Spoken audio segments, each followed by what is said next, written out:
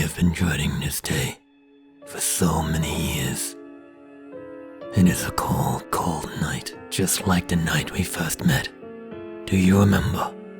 In the hospital, the school, the church, and the woman at the piano. You were a child then, anchored to a hospital bed, shepherded between tests, machines, white walls upon white walls, chemical lights burning phosphorus bright, keeping eternal solstices. The seeping sickness in your bones, creeping, ever creeping, plague, death in the nose, eyes, ears, mouth. Medication replacing maladies with a grim miasma, pheromone thick and viscous heady in the air. You weren't long for this world. Well, that goes without saying. I wouldn't have been there if that wasn't the case. I watched you lie there, every breath a struggle against the inevitable. I wanted to help, really, I did. I wanted to take away your pain. I could see it all inside of you. The hate, the anger, the fear, but most of all, the tiredness. You were just so tired of it all. So many adults around you, but not a single one to explain the torture of a terminal illness to you. A cruel existence, suffering, Sisyphean in its totality, and in its meaning to you. You were a child then. I tried to believe what I was doing was a mercy, that when the time came, it would be a relief for you. But in that instant, in the moment I was to take you past the veil, you rebelled. Did you see me? Was it some sixth sense, some clairvoyance within you that felt my presence? Or was it simply primal instinct, that animal desire to survive? Either way, you rebelled. On a night much like this one, I watched you skulk past a receptionist, swept under the cover of night. Past nurses, past pediatricians, past the macabre menagerie kept chained to the hospital at this hour by the cherished hostages. It almost seemed pitifully easy. No one looked twice. In another life, you could have taken my profession. The biting cold, nipping at exposed fingertips as the automatic doors gave way to you. I followed you out of the hospital. I was in no hurry. I wouldn't strike you down like some dog in the street. I am no hunter. I take no pleasure from extinguishing life. And besides, I was curious. You walked forward into that night. Such grim determination. You walked and walked and walked, the life fog gasping from your mouth, metronome timed. You walked and walked for what must have seemed like 1,000 nights from the way your breath caught in your chest. There was no one around to tell you that it was just up the road. The school grounds were empty then.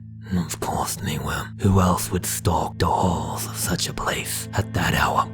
Who else but two lonely specters like us? A place like this, all at once familiar and foreboding, normalcy perverted by impossibly pitch-dark shadows. You grew scared, the bile of 3.5 billion years of life warning you of the perils of the school-turned nightmare. But still, to your credit, you crept forward. Where were you going? What refuge did the school give? You crept the halls until you found something. The room was identical to all the others like it, looping hallways without end. Wait, no, it wasn't. It finally made sense to me. Your eyes, dark blinded as they were no hindrance to you. In another life, you'd walked this way 1,000 times. You traced down that familiar path. Found your desk, arms outstretched, hands trembling. You felt your chair and sat down. When you humans are children, you dream of being great things, escaping everyday life into fantasy, from heroes to villains, knights to princesses. Your moments spent imagining all the things you could be. But those children, touched by the remorseless vicissitudes of fate, the disease, the injury, the pestilence, those children dream a singular dream. They just want to be normal. How many children have I taken? How many?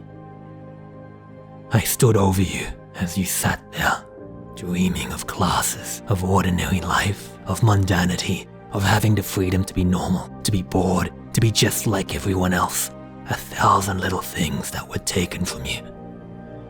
It would have been the perfect time to end you. Calm, quiet, without fear. But I didn't. I just stood there, watching you as you dreamt of a better life. I knew I had to. I knew I was delaying the inevitable. And just when I had steeled myself, killed off that part of me that wept for you, I heard it.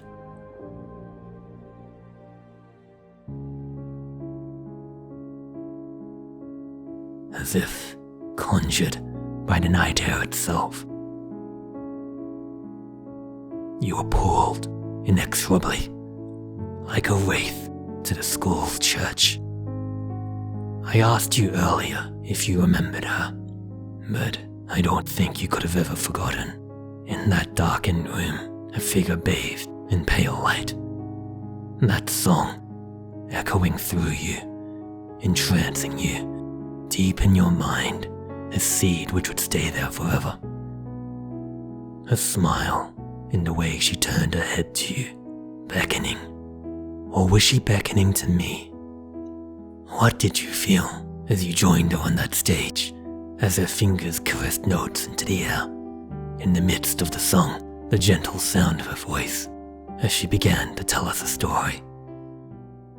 The man who composed this song had lived 2 centuries prior, a man that, at the time, had everything: youth, influence, enormous talent, a burgeoning career, unburdened with the tragedies his future would bring. Returning home after the premiere of his ballet, invigorated by the commercial and critical success, he embarked by foot, the twilit streets calling to him. And as young Beethoven simply enjoyed the sensations around him, of Vienna near sleeping, the emptying streets of the city that had embraced him as its own, he heard an all-familiar melody flowing freely from a window up high. The hesitant cascade of keys, a valiant attempt at the Sonata No. 8. Again and again, the player threw themselves into the movements, stumbling here and there, eager but inexperienced. And between the pauses, he heard their voice, growing increasingly frustrated with their playing. "Bravo," he encouraged internally. "Keep it up." "I wish," the voice sighed, "how I wish I could hear him play it again. The magic, the splendor. There is nothing finer for the ego than words of unabashed praise uttered without duplicity." Ordinarily, he might have passed by at his home without incident, but he was riding upon the wings of his earlier success at the theater. Ask and you shall receive. He approached the house, the master of the estate beside himself with the appearance of such a famous guest, and as Beethoven heard the piano player's efforts from upstairs continue unabated, a sense of mischief came over him. He instructed the master to introduce him to the girl at the piano not as Beethoven, but simply as a pianist, an admirer from afar. He would play a small prank on the girl, obfuscate his skill before revealing himself in a flourish. He stepped into the music room, ready to begin the masquerade with an act and a wink to the young girl seated at the piano. When the girl's eyes gazed over him, seeing nothing, glazed with blindness, she smiled shyly, stopping her playing. Embarrassed, ashamed, and all at once sobered, he simply told her that he admired her playing from afar. Pretenses aside, that was truth. And as he talked, she, as slowly and as carefully as a flower's bloom, began to express herself. The frustration of being cursed without sight, fumbling across keys to tease out melodies, the determination to capture the beauty she heard in the sonata, a slight embarrassment to have no sheet music, no ability to cite music, and with that, Beethoven humbly offered his service. The girl's entire being was enraptured by his performance. For a few minutes, perfection, and then a silence lingering, a gushing of admiration and wonder at his ability. Now, it was shame, not guile, that stayed him from revealing his true self. He bid the girl a fond farewell, and a thank you for her indulgence, and as he stood to go, he felt a hand on his sleeve. A selfish request, she said to him, to play it once more. And so he stayed. He stayed for the young girl. He played his sonata, and then his concerto, and then Mozart and Haydn. He played the pieces that won him his jewels against Wolfel and Steibelt. He played and played, unaware of the approving looks her father gave as he passed the room, of the awed stares of the rest of the household, of the handful of listeners outside the window, paused in their daily lives. Soon he forgot his embarrassment, lost in that beautiful connection between musician and listener. He was no longer Beethoven. She was no longer a blind pupil of the arts. They were simply two souls linked for the briefest moment. Even as the candles dipped low, nearly flickering out, they played, her face beaming with utter fulfillment. An abrupt swelling of emotion came over him, an emotion with no name, a sentimental longing for something that might not exist. Suddenly, he realized this moment would come to an end when they finished playing. With a strange severity, he realized he had to capture that ephemeral feeling, to hold it in his two hands, to give it a name. "It is very late," he said to her, his voice nearly stuck in his throat. "So this must be the last song." She didn't reply, but simply nodded, her eyes trembling. "It is a song that does not exist yet, and it is a song that we will play together." Her eyes widened. "But I cannot play like you. I will ruin your song." Her hands were already retreating from the keys. "It will be our song." So, he stood, and... "Can you tell what I've done?" "You've blown out all the candles." Her voice, small. "Now, we are both on the same footing." In the darkness, cut only by swaths of moonlight, he made his way back to her. "Can you guide my left hand to the keys? Line them with C sharp an octave apart." Her hand took his and laid it upon the piano. "I'll guide your fingers with my right. You will only have to play one note at a time.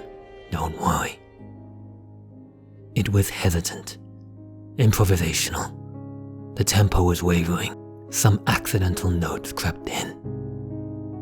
But it was perfect. It was the Moonlight Sonata, an expression of their feelings, unspoken, souls gently resonating in the dark. He may have composed the rest of the sonata after the fact, but make no mistake, the soul of the song was born in that room. When I broke from my reverie, the woman was gone. You had taken her place at the piano, a waifish figure, steeped in pale light, returned to an empty school 200 years later, again inhabiting your cruelly wretched body. They found you about an hour later, your parents accompanied by guards, relief palpable in the air. You were idly sitting in front of that piano, your fingers gently stroking the keys in that signature pattern. Yes, death came for you on that day, and death was defeated by the woman at the piano. From that day on, you battled through your sickness with everything you had inside of you. You never ran away again. When the doctors gave you months, you fought for years. And here, at the end, as the sickness finally takes the very last thing you have, the flood of memories flows through you one last time. I have been dreading this day for so many years. It can't be put off any longer. But there is one last mercy I can give you. The memory she gave you of that Moonlight Sonata. It gave you the strength to hurt me, to send me back to the abyss where I belong. I know a secret I will never tell you. The story that woman told you, It is not the story of how Moonlight Sonata came to be. It was not called Moonlight Sonata until years after I had taken Beethoven past a veil. His song was dedicated to a pupil of his that was most certainly not blind. That story, told to you in the church, could not have bearing in reality. And yet, those memories of yours are real. They are more real to you than anything in the entire world. Does it matter where they came from? A dream of a dream, an apocryphal genesis of a composition 2 centuries ago. Who am I to take that away from you? Here, at the end. Somewhere, in some place, at some time, there is a woman, a shadow of a woman, who existed only in your mind, and now only exists in mine. Here, on cold, cold nights like these, with a brim-filled moon glazed in the darkness, I will remember your story and hers for all eternity. Her Moonlight Sonata.